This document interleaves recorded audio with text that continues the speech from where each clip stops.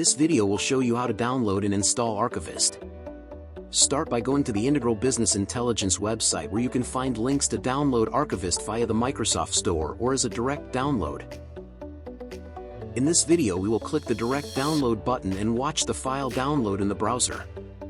It's an 800 megabyte installer and could take some time to complete.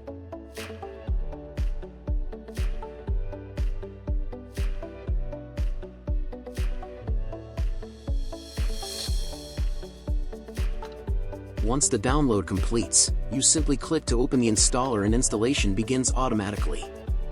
There are some large dependencies to unpack, so, again, this could take some time.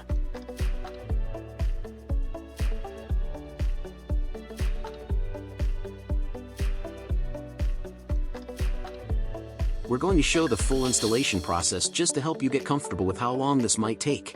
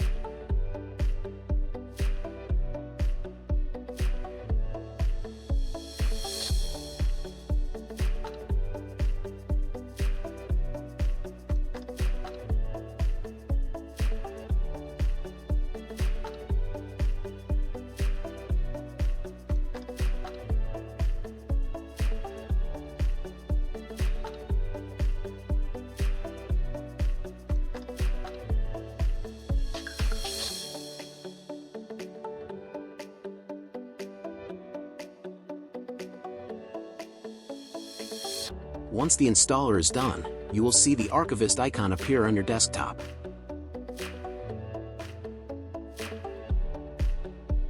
Double-click the icon to launch the program.